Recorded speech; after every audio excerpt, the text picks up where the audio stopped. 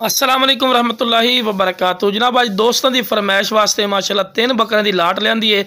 तो पहले नंबर पर माशाल्लाह बकरा आगे ने प्योर नागरा डब्बे के शुरू तो जनाब इन चारा वगैरह खवा के विखाने का मकसद यह होंगे कि तुहानू पता लगे कि माशाल्लाह सेहतमंद और माशाल्लाह एक्टिव ने और चंगा माशाल्लाह डबल हड्डी माशाल्लाह पठोरा ने जिंदा वेट है जनाब 40-42 kg माशाल्लाह जिंदा वेट है। तो खूबसूरत माशाल्लाह फेस ब्यूटी ने तोता फेस वाइट अक तो माशाल्लाह कन्ना के लापर भी चेक कर सकते हैं, चंगे लंबे कान चिपटे से बिरा मुंह जो ना पक्का खीरा ने छीर पाई खड़ा है, बिल्कुल तैयार है दो दान दोवन बिरा और चंगे हाइट कद वाला बकरा ही ने।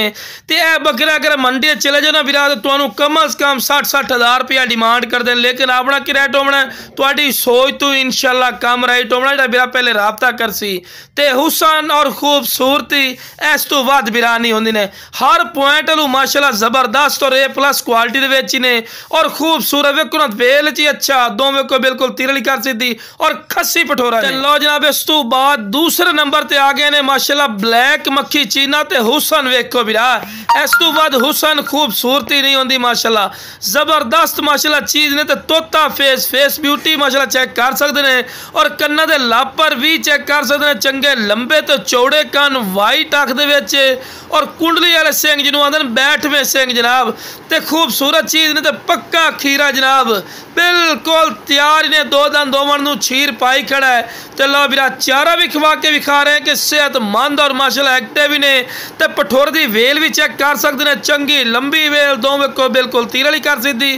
तो पैर बनने क्योंकि तुहानू वीडियो बना के चेक करवाना होंदा है इसे करके पैर बनाइंदे हैं। तो लो बिरा टोर फिर के विखा रहे हैं कि कोई लंगड़ा लूला नहीं।